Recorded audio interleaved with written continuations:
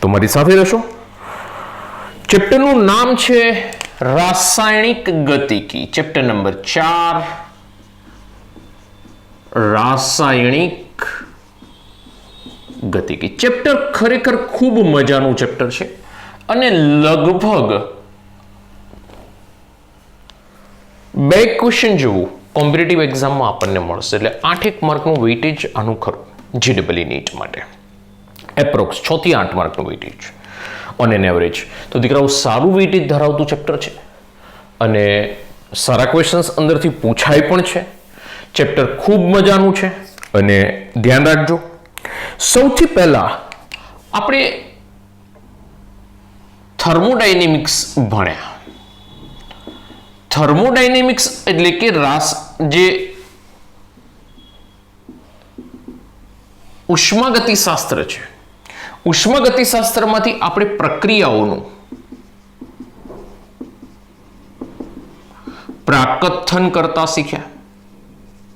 પ્રાકથન એટલે કે પ્રક્રિયાઓ વિશે આપણે જાણતા થયા કે delta G is less than 0 તો પ્રક્રિયા આપમેળે થશે અચળ તાપમાને. બરોબર છે. તો પ્રક્રિયાઓનું પ્રાકથન કરતા આપણે થયા થર્મોડાયનેમિક્સના આધારે. Delta G is greater than 0, delta G is less than 0, Gibbs મુક્ત ઉર્જા. એના પછી બીજો એક મુદ્દો આવ્યો કે જેની અંદર આપણે એવું કહી રહ્યા છે કે રાસાયણિક પ્રક્રિયા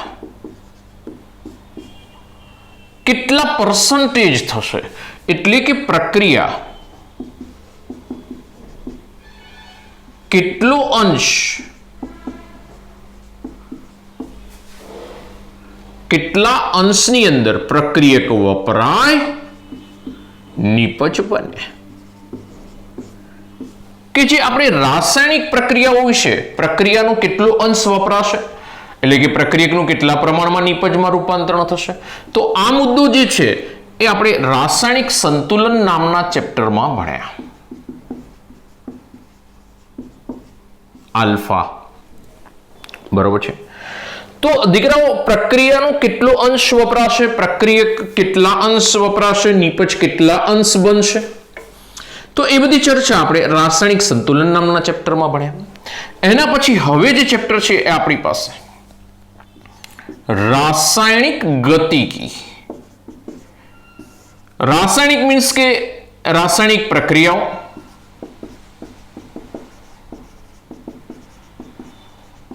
અને ગતિકી મીન્સ કે રાસાયણિક પ્રક્રિયાઓના વેગ, ઝડપ વિશેની માહિતી આપણે મેળવી છે કે રાસાયણિક પ્રક્રિયાઓ કેટલા સમયમાં પૂર્ણ થશે.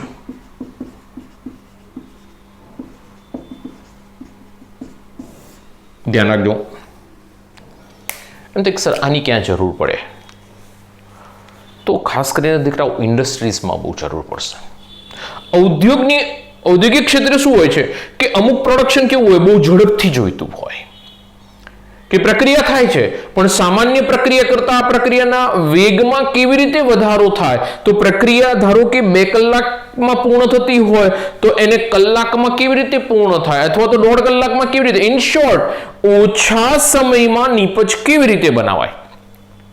અથવા તો ઘણી બધી પ્રક્રિયાઓ હશે કે જેની અંદર આપણે એવું વિચારીએ છીએ કે આ પ્રક્રિયાના વેગમાં ઘટાડો થવો જોઈએ, તો એ કેવી રીતે ઘટાડી શકાય.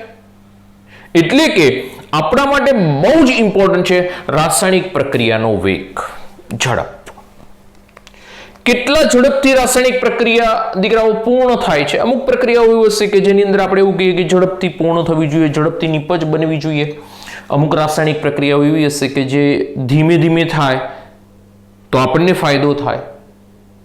બરોબર છે. ઘણી બધી પ્રક્રિયાઓ છે, આગળ જતા પ્રક્રિયાઓ આપણે જોઈએ છીએ. બરોબર છે.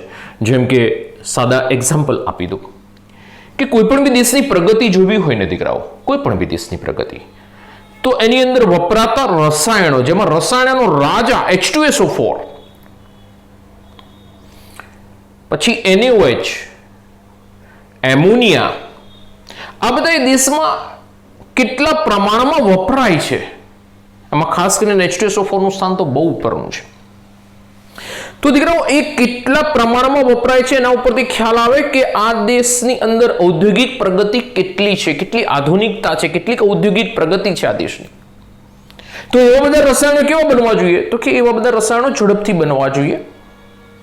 બીજું, ઘણા બધા આપણે ઘર વપરાશની અંદર આપણે જઈએ છીએ તો આપણને એમ થાય કે રાસાયણિક પ્રક્રિયાઓ એટલે કે કુદરતમાં થતી જે પણ બી રાસાયણિક પ્રક્રિયાનો વેગ જો ઘટી જાય તો આપણે એ વસ્તુ લાંબો સમય સાચવી રાખીશું, જેમ કે આપણા ઘરમાં રાખેલું દૂધ. તો દૂધ ઉનાળાની અંદર આપણને ખબર છે બહુ ઝડપથી ફાટી જાય છે. શિયાળાની અંદર એ જ દૂધ ને બગડતા સમય લાગે છે. તો આપણે બંને બાજુ જોઈએ છે.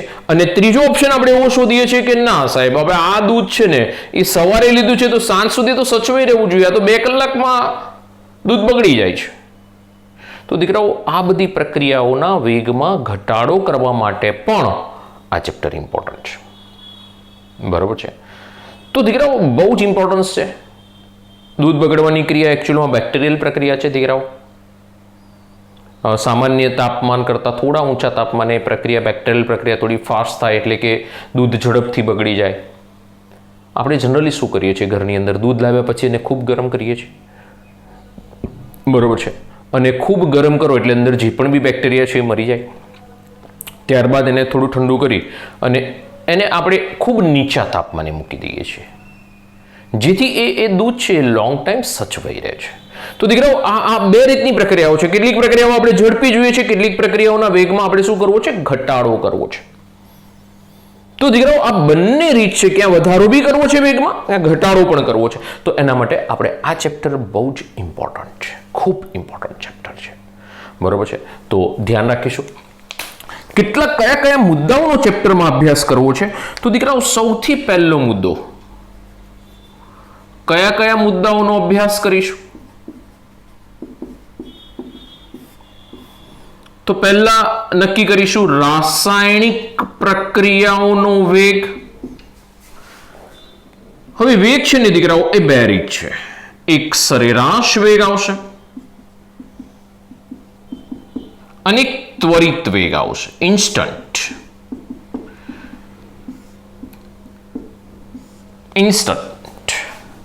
તો આ જે સરેરાશ વેગ છે ને એના માટે સમય વધારે જોઈશે. જે વેગ આપણે વધુ સમય માટે નક્કી કરીએ એ સરેરાશ વેગ. 10 minute, 15 minute, 25 minute, 35 minute, 40 minute, 50 minute, 100 minute. તો એ જે પણ બી એનો પછી સરેરાશ કાઢીએ છીએ તો આપણી પાસે એવરેજ વેગ થશે.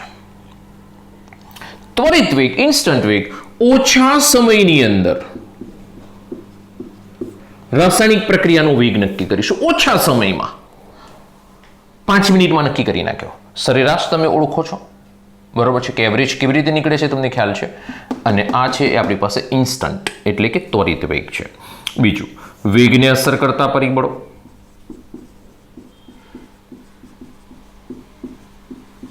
દીકરાઓ, વેગને અસર કરતા પરિબળોમાં જઈએ ને તો આપણી પાસે તાપમાન છે.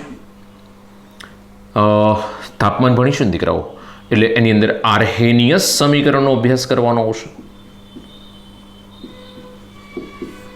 બરોબર છે? બીજું છે આપણી પાસે સાંદ્રતા. સાંદ્રતા લઈશું ને એટલે આપણી પાસે પ્રક્રિયાક્રમ નક્કી કરવાનો આવશે.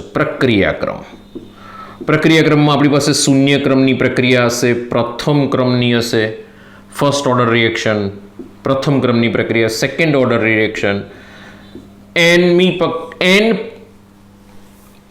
જે આપણી પાસે પ્રથમ ક્રમ છે, દ્વિતીય ક્રમ છે, એમના ક્રમની પ્રક્રિયાઓ. પ્રથમ ક્રમ આપણા માટે બહુ ઇમ્પોર્ટન્ટ છે. બરાબર? એમાંથી સારા એવા ક્વેશ્ચન આવે છે. 0 ક્રમ બી જોઈશું, પ્રથમ ક્રમ બી જોઈશું, દ્વિતીય ક્રમ બી જોઈશું. તો આ એનમા ક્રમની પ્રક્રિયાઓ માટે પણ જોઈ લઈશું. પણ આ 2 થોડુંક આપણી પાસે વધારે હશે. ઓકે, ચાલો. ત્રીજું પરિબળ છે દબાણ. ચોથું પરિબળ છે આપણી પાસે ઉદ્દીપક. પાંચમું પરિબળ છે આપણી પાસે અસરકારક ક્ષેત્રફળ.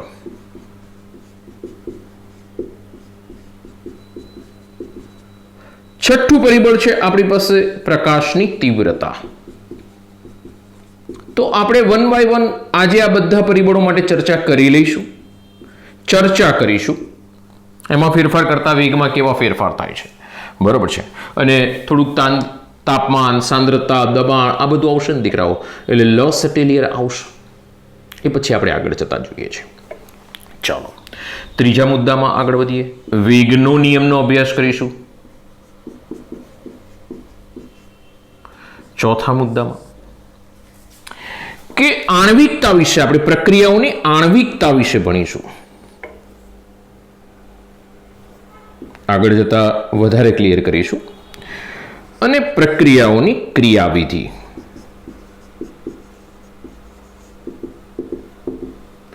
ફરીથી સમજો. રાસાયણિક પ્રક્રિયાના વેગ વિશે અભ્યાસ કરી દઈશું. વેગને અસર કરતા પરિબળો જે આપણે 6 કીધા. વેગ નિયમનો અભ્યાસ કરીશું.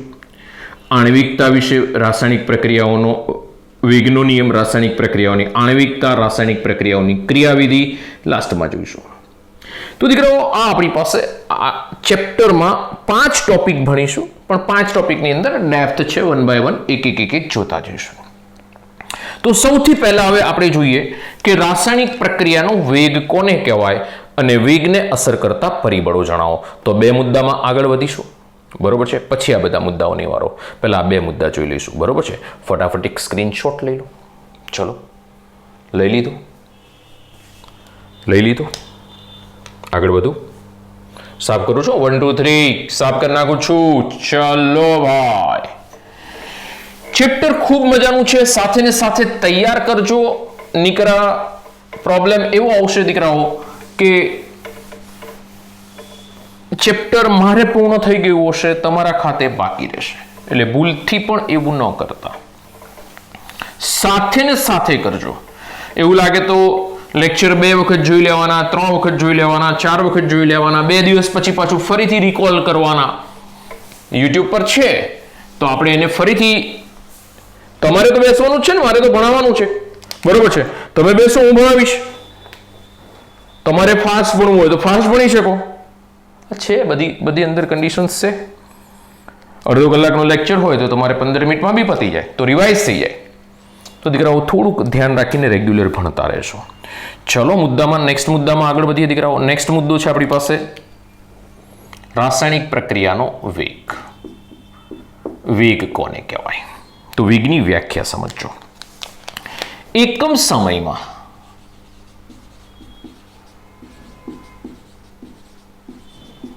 પ્રક્રિયકો અથવા નિપજો ની સાંદ્રતા અથવા દબાણ માં થતો ફેરફાર કે જેને રાસાયણિક પ્રક્રિયાનો વેગ કહેવામાં આવે છે. ફરીથી સમજો. એકમ સમયમાં પ્રક્રિયકો અથવા નિપજો. હવે શું થાય પ્રક્રિયકો? જો સમજો, સાંદ્રતા બાબતે આપણે અભ્યાસ કરીએ તો સાંદ્રતા બાબતે શું કહી શકો? તો કે સાંદ્રતા માટે જઈએ ને દીકરાઓ તો એવું થાય કે ધારો કે આપણી પાસે સાંદ્રતા કોની લઈશું તો કે પ્રક્રિયકોની સાંદ્રતા. તો તમને ખબર હોવું જોઈએ કે હંમેશા જ્યારે રાસાયણિક પ્રક્રિયા થશે ત્યારે પ્રક્રિયકોની સાંદ્રતા ઘટે, નિપજોની સાંદ્રતા વધશે.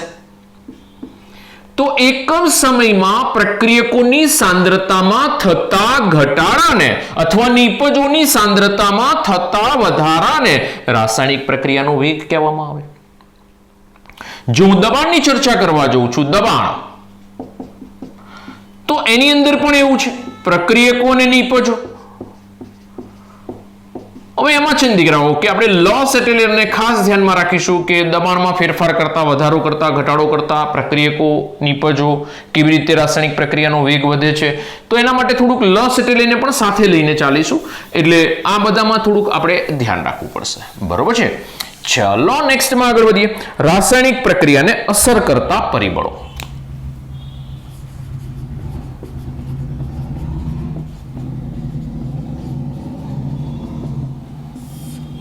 દીકરાઓ, રાસાયણિક પ્રક્રિયાને અસર કરતા પરિબળમાં પહેલું પરિબળ છે અસરકારક ક્ષેત્રફળ. સમજો હું 1 બાય 1. વૈજ્ઞાનિક કારણો પૂછાય છે ખાસ કરીને બોર્ડમાં,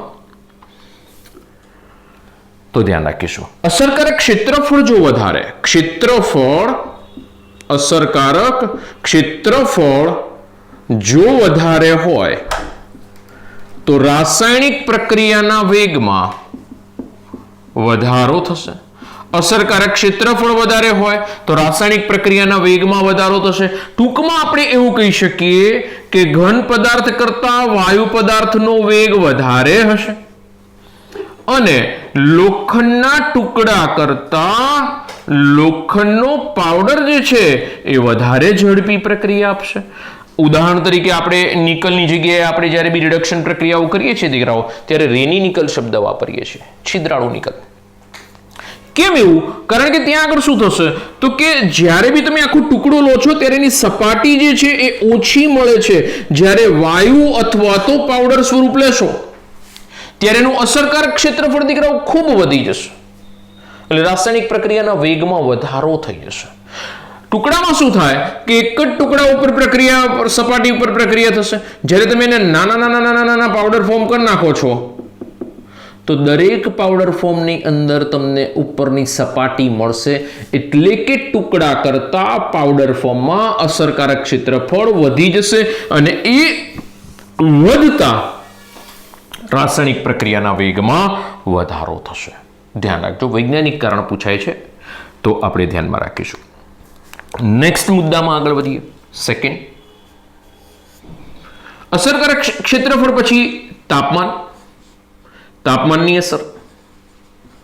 તાપમાનની શું અસર થાય છે? તો એના માટે ખાસ આપણે જોવું પડે કે જો ઉષ્મા શોષક પ્રક્રિયાઓ હશે, કઈ પ્રક્રિયાઓ? ઉષ્મા શોષક પ્રક્રિયાઓ, તો તાપમાન વધારતા વેગ વધે. અને જો ક્ષેપક પ્રક્રિયા હોય તો તાપમાનનો ઘટાડો કરતા વેગમાં વધારો થાય છે. તો દીકરાઓ આ જે છે આપણે લોસ એટેલિયર પ્રમાણે વિચારવું પડશે. શોષક પ્રક્રિયાઓ છે, તાપમાનનો વધારો વેગ વધે. ક્ષેપક પ્રક્રિયાઓ છે, તાપમાનનો ઘટાડો વેગ ઘટશે. બરોબર છે? સોરી, તાપમાનનો ઘટાડો વેગ વધશે. નેક્સ્ટ મુદ્દામાં દીકરાઓ આગળ વધીએ. ત્રીજો મુદ્દો, દબાણની અસર.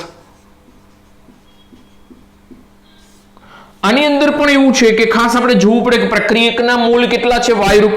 આ કોને અસર કરશે? માત્ર વાયુરૂપ પ્રક્રિયકો અને નિપજોને જ અસર કરશે. સોલિડ માટે કે લિક્વિડ માટે તો દબાણ લાગુ નહીં પડે.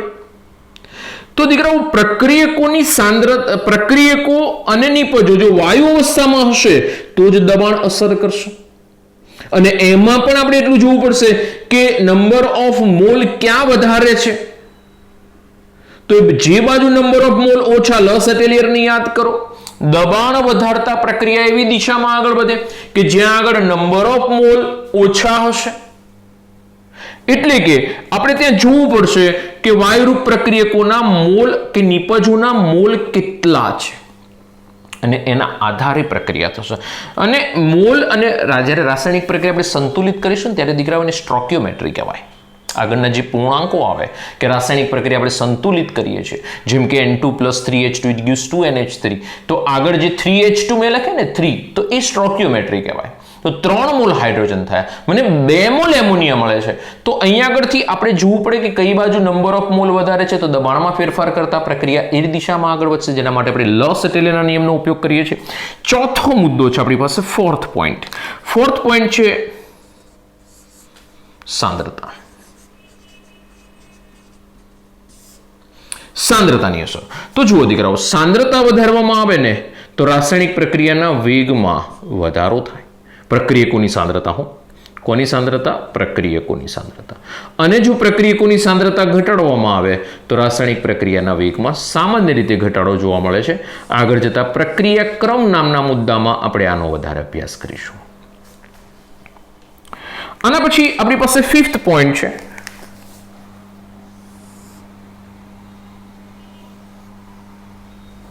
કે જે તાપમાન આવી ગયું, દબાણ આવી ગયું, સાંદ્રતા આવી ગયું, અસરકારક ક્ષેત્રફળ આવી ગયું, ઉદ્દીપક. સામાન્ય રીતે આપણને ખ્યાલ છે કે રાસાયણિક પ્રક્રિયાના વેગમાં વધારો કરશે. રાસાયણિક પ્રક્રિયામાં ભાગ લે છે, રાસાયણિક પ્રક્રિયાના વેગમાં વધારો કરે છે, પ્રક્રિયાના અંતે મૂળ સ્વરૂપે પાછો ફરે છે, કે જેને આપણે ઉદ્દીપક તરીકે લઈએ છીએ. તો દીકરાઓ, મોટા ભાગની પ્રક્રિયાઓમાં વેગમાં વધારો કરવા માટે એનો ઉપયોગ થાય છે. કેટલીક પ્રક્રિયાઓમાં ઘટાડો કરવા પણ થાય છે, પછી ચર્ચા કરીશું. પણ મોટા ભાગની પ્રક્રિયાઓમાં વેગમાં વધારો કરવા માટે આપણે ઉદ્દીપકનો ઉપયોગ કરીએ છીએ. રાસાયણિક પ્રક્રિયાનો વેગ કેવી રીતે વધે સમજો. વેગ વધારવાનો છે, નીપજ નથી વધારવાની. આ બધામાં વેગ વધારવાની ચર્ચા છે. જુઓ તમે, વેગની ચર્ચા છે, વેગની ચર્ચા છે, વેગની ચર્ચા છે. વેગ વધારવાની ચર્ચા કરી રહ્યા છે કે ઘટાડવાની ચર્ચા કરી રહ્યા છે? બરોબર છે. છઠ્ઠો મુદ્દો, પ્રકાશ તીવ્રતા, જેને આપણે યુવી અલ્ટ્રાવાયોલેટ કહીએ છીએ. એચન્યુ કહી શકીએ, યુવી કહી શકીએ, અલ્ટ્રાવાયોલેટ, કે જે રાસાયણિક પ્રક્રિયાઓની અંદર પ્રકાશ તીવ્રતા પણ એટલું જ ઇમ્પોર્ટન્ટ ધરાવે છે. બરોબર છે. આગળ જતાં આપણે બધી ચર્ચાઓ કરીશું. તો આટલા પરિબળો છે આપણી પાસે, 6 પરિબળો. કદાચ 3 માર્કનો ક્વેશ્ચન પૂછાય છે કે રાસાયણિક પ્રક્રિયાનો વેગ એટલે શું અને વેગના અસર કરતા પરિબળો પર નોંધ લખો. તો દીકરાઓ, આપણી પાસે સારો એવો 3 કે 4 માર્કનો ક્વેશ્ચન બનશે. આ 6 મુદ્દા છે. ધારો કે 3 માર્ક આના છે, 1 માર્ક આનો, તો 4 માર્કનો ક્વેશ્ચન બનશે. Whatever, 3 mark, 4 mark, 5 mark, થોડાક નાના નાના ચેન્જીસ કરીને માર્ક પ્રમાણે પૂછી શકાય. તો એક ગુજરાત બોર્ડ માટે સારો ટોપિક છે. બરોબર છે. થિયરી માટે તો દીકરાઓ થોડું ધ્યાન રાખજો. ફટાફટ એક સ્ક્રીનશોટ લઈ લો. બરોબર છે. પછી આપણે આગળ વધીએ છીએ. ઓકે, ચાલો જલ્દી. ચાલો હવે દીકરાઓ, વેગ એટલે શું આવી ગયું? વેગના આધારે વર્ગીકરણ કરાવીએ. વેગના આધારે રાસાયણિક પ્રક્રિયાઓ છે, વેગની ચર્ચા આપણે કરી રહ્યા છીએ, એ વેગના આધારે આપણે વર્ગીકૃત કરીએ.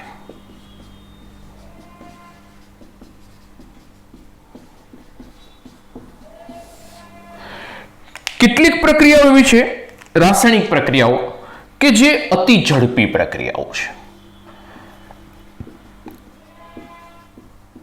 ઝડપી રાસાયણિક પ્રક્રિયાઓ. તો અતિ ઝડપી રાસાયણિક પ્રક્રિયાઓના વેગ આપણે નક્કી નથી કરી શકતા પ્રાયોગિક રીતે. એ 10⁻⁶ એટલે માઇક્રોસેકન્ડ થી લઈ અને 10⁻⁹ નેનોસેકન્ડ જેટલો વેગ ધરાવે છે. બહુ જ ઝડપી હોય દીકરાઓ. જેમ કે આપણે કહીએ કે NaCl plus AgNO3 it gives NaCl plus AgNO3 it gives AgCl plus NaNO3. હવે દીકરાઓ શું છે તો કે Na પ્લસ Cl માઇનસ આ બંને વચ્ચે આયોનિક બંધ, એમને પાણીમાં નાખો ને તોય તૂટી જાય દીકરાઓ. AgNO3 Ag પ્લસ અને NO3 માઇનસ. બરોબર છે. તો અહીંયા આગળથી આની સાથે જતો રહેશે, AgCl બનાવશે, આની સાથે જતો રહેશે, NaNO3 બનાવશે. આ પ્રક્રિયા 10⁻⁶ સેકન્ડની અંદર પૂર્ણ થઈ જાય. બહુ ઝડપથી પ્રક્રિયાઓ છે. અને અહીં આગળ આપણને વ્હાઇટ પ્રેસિપિટેટ મળશે, PPTs, સફેદ અવક્ષેપ મળે. પ્રક્રિયા બહુ જ ઝડપી છે, ખૂબ ઝડપી છે. તો આપણે આવી પ્રક્રિયાઓનો અભ્યાસ કરવાનો નથી. સમજો. સેકન્ડ નંબરમાં અતિશય ધીમી પ્રક્રિયાઓ.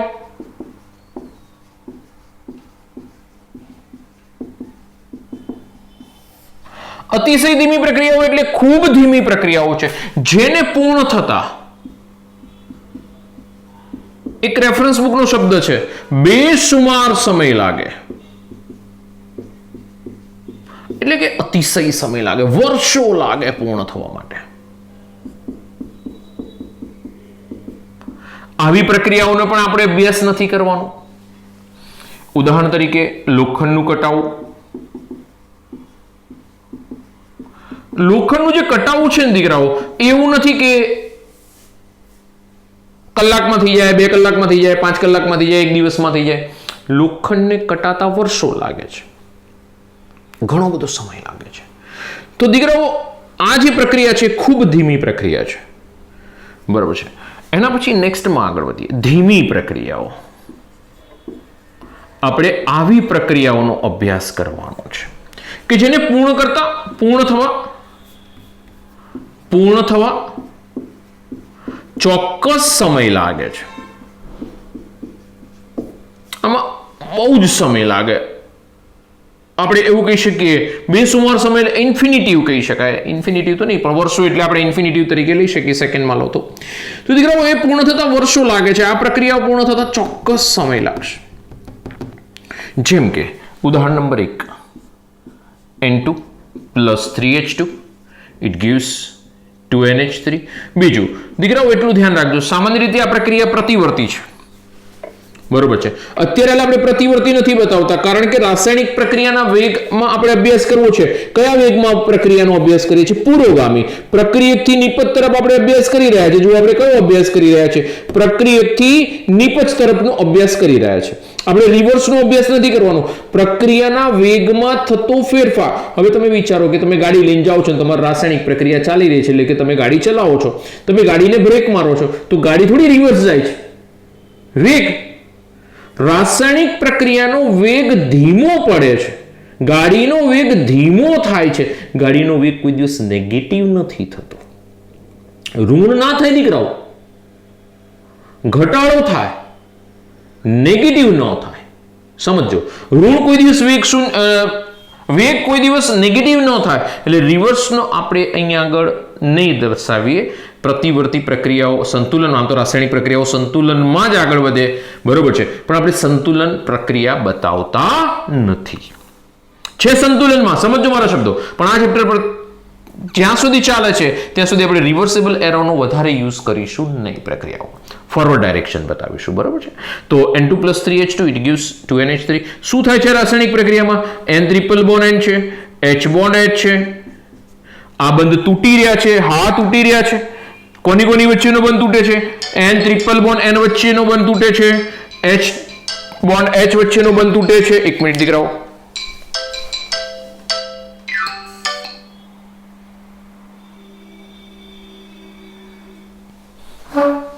N triple bond N H bond H વચ્ચેનો બંધ તૂટે છે. જ્યારે N સાથેના H નવા બંધ બનાવે છે. કેટલા બંધ બનાવે છે? 3 બંધ. તો આ પ્રક્રિયા છે આણ્વિક પ્રક્રિયાઓ છે, આણ્વિક પ્રક્રિયાઓ છે. સમજો, બંધ તૂટવાની ક્રિયા છે, બંધ બનવાની ક્રિયા છે, તો ચોક્કસ સમય લાગશે પ્રક્રિયાને પૂર્ણ થવા માટે. તો આ ધીમી પ્રક્રિયાઓને આપણે લાગુ પડીશું. આ સિવાય બીજું ઉદાહરણ લેવું હોય તો આપણે મિલ્કનું લઈ શકીએ છીએ, દૂધનું લઈ શકીએ છીએ, બરોબર છે. આપણે જે હમણાં જ ચર્ચા કરી, દૂધ બગડવાની પ્રક્રિયા, દૂધ ફાટવાની પ્રક્રિયા, તો દીકરાઓ દૂધમાંથી દહીં બનવાની પ્રક્રિયા તો ઉનાળામાં બહુ ઝડપથી થાય છે, બરોબર છે, 2-3 કલાકમાં થઈ જાય છે. શિયાળો હશે તો થોડો સમય લેશે વધારે, પણ એનો ચોક્કસ સમય હોય છે. 2-4-5 કલાકની અંદર ધારો કે એને ગરમીમાં રવા દો તો એ બગડી જ જાય છે, ફાટી જાય છે, બરોબર છે.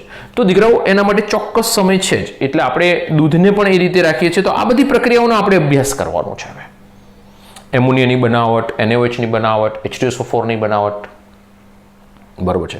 તો ફટાફટ એક સ્ક્રીનશોટ લઈ લો દીકરાઓ, બરોબર છે, પછી આપણે નવા મુદ્દામાં આગળ વધીએ. સાફ કરી નાખું છું હો. ચાલો, કોઈ એક રાસાયણિક પ્રક્રિયાઓ લઈએ દીકરાઓ, અને રાસાયણિક પ્રક્રિયાઓની અંદર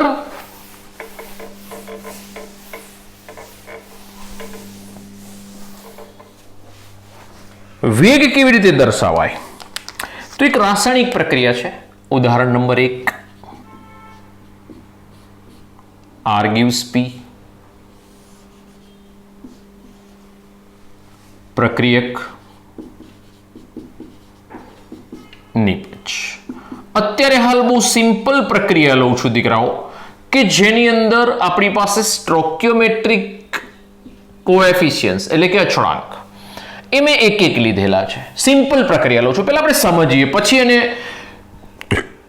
વધારે ઉદાહરણ લઈને રાસાયણિક પ્રક્રિયાઓ માટે લખીશું. તો ધ્યાન રાખો દીકરાઓ, અહીંયા આગળ મારી પાસે જો શરૂઆતમાં રાસાયણિક પ્રક્રિયામાં શરૂઆત t બરાબર 0 સમયે એની સાંદ્રતા હું R0 લઈ લઉં, અને નિપજની સાંદ્રતા એ તો 0 હોય, નિપજ બની જ ના હોય તો સાંદ્રતા શું હશે? એની 0. t બરાબર t સમયે સાંદ્રતા લેવા જાઉં છું. t બરાબર t સમયે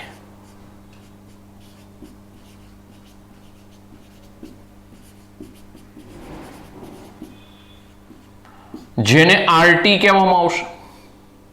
એટલી ખબર હોવી જોઈએ કે RT it is less than R0, R0 વધારે હશે. હવે આપણે એવું કહીએ છીએ કે આની સાંદ્રતા એટલે કે નિપજની સાંદ્રતા ધારો કે x નિપજ બન્યો, x મોલર બન્યો નિપજ, તો RT કેટલો હશે? તો કે R0 માઇનસ x જેટલો હશે. સમજો, t સમયની એની સાંદ્રતા, પ્રક્રિયકની સાંદ્રતાને મેં RT કીધું, કેટલી હશે? R0 માઇનસ x જેટલી હશે.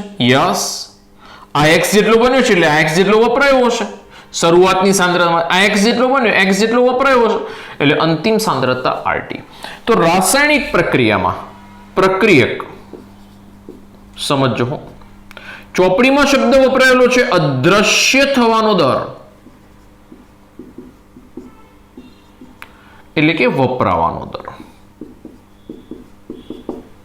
પ્રક્રિયક વપરાવાનો દર બરાબર એકમ સમયમાં, ધ્યાન રાખજો, પ્રક્રિયકની સાંદ્રતામાં થતો ફેરફાર. પ્રક્રિયક કોણ છે?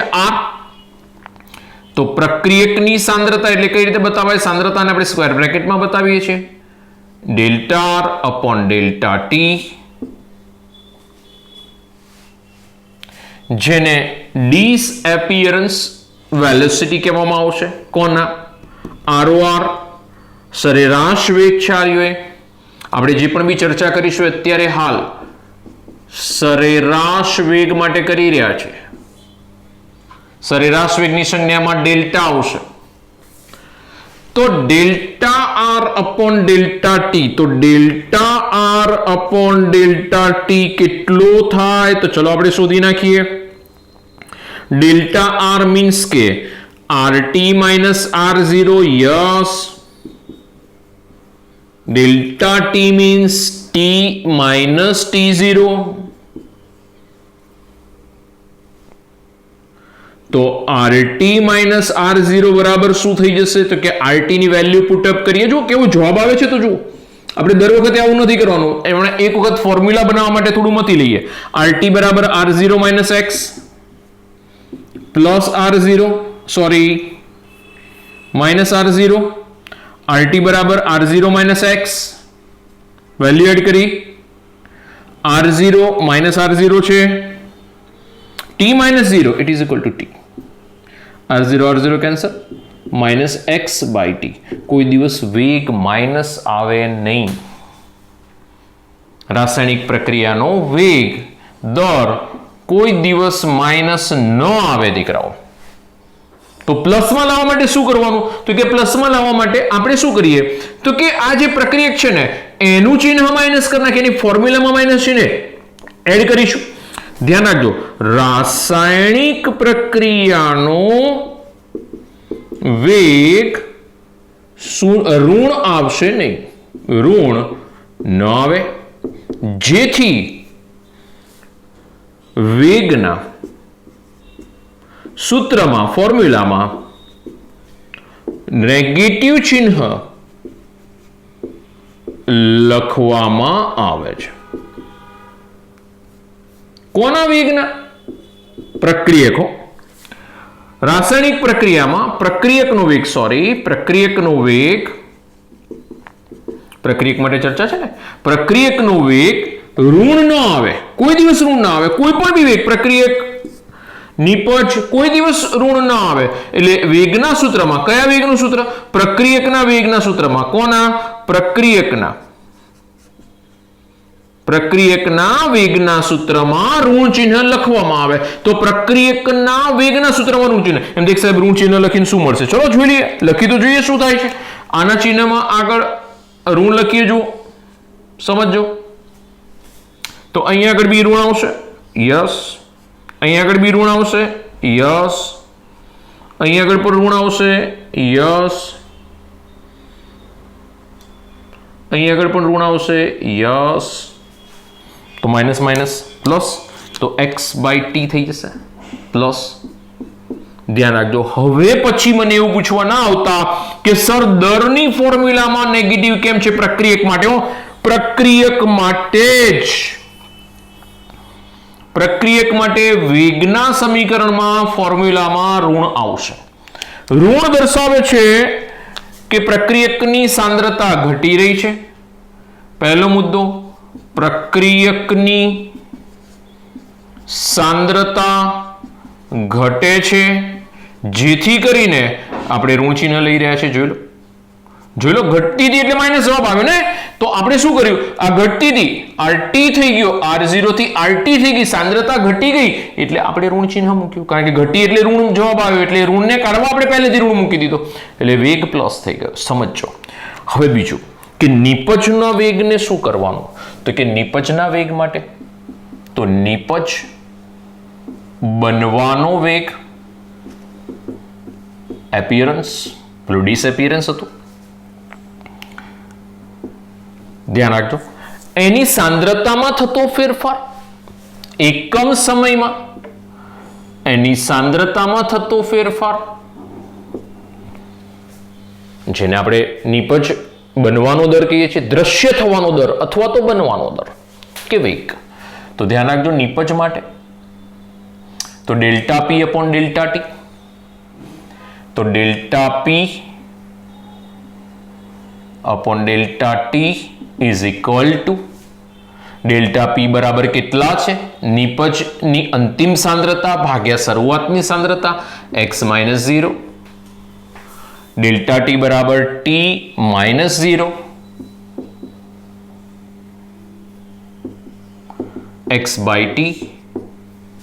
જોઈ લો તો આપણને x/t પ્લસમાં જ મળ્યો, તો આને કંઈ કરવાની જરૂર નથી. તો ઋણ ચિહ્ન કોને લાગ્યું, ઋણ ચિહ્ન કોને લાગ્યું, પ્રક્રિયકનો વેગ છે એને લાગ્યું, નિપજમાં નહીં. કેમ તો કે પ્રક્રિયકની સાંદ્રતા ઘટે છે એટલા માટે આ ઋણ ચિહ્ન આવી ગયું. હવે જો x/t બે સરખા થઈ ગયા. યસ. તો રાસાયણિક પ્રક્રિયાનો વેગ, રાસાયણિક પ્રક્રિયાનો સરેરાશ વેગ, rate of reaction ROR, it is equal to નિપજોની સાંદ્રતા માં થતો એકમ સમયનો ફેરફાર, નેગેટિવ ચિહ્ન છે જુઓ એમાં, ઇટ ઇઝ ઇક્વલ ટુ પ્રક્રિયકોની સાંદ્રતામાં એકમ સમયમાં થતો ફેરફાર. એમ દેખ સર ઇક્વલ કેમ કર્યા, કારણ કે આ બંને બરાબર x/t છે. જુઓ બંને x/t છે. એટલું જેટલું નિપજની સાંદ્રતામાં ઘટાડો થાય એટલું જ પ્રક્રિયકની સાંદ્રતામાં વધારો થશે. x/t જોઈ લો. એટલે જ્યારે લખો ત્યારે આપણે આ બંને ધ્યાન રાખીએ. x/t લખવાની જરૂર નથી, હવે હું સાફ કરી નાખું છું. જેટલો નિપજની સાંદ્રતામાં ઘટાડો થશે એટલો જ પ્રક્રિયકની સાંદ્રતામાં સામે વધારો થશે. એટલે નિપજ આગળ પ્લસ ચિહ્ન આવશે, પ્રક્રિયક આગળ ઋણ ચિહ્ન આવશે. ધ્યાન રાખજો ખાસ. બંને જો x/t છે. સરખાવવાનો અર્થ સમજો, સરખાવવા માટેની કન્ડિશન સમજો. બંને x/t છે. નિપજની સાંદ્રતામાં થતો ઘટાડો x/t છે, પ્રક્રિયકની સાંદ્રતામાં થતો વધારાનો વેગ એ પણ બી x/t છે, એટલે બેને સરખાવી દીધા. તો આખી રાસાયણિક પ્રક્રિયાનો વેગ શું થઈ ગયો, minus delta R upon delta T it is equal two plus delta P upon delta T આવશે. ક્લિયર? આવડશે? તો કોઈ પણ બી રાસાયણિક પ્રક્રિયા માટે આપણે લખી શકીએ. તો A gives B માટે તમે મને લખી આપશો, શું આવશે?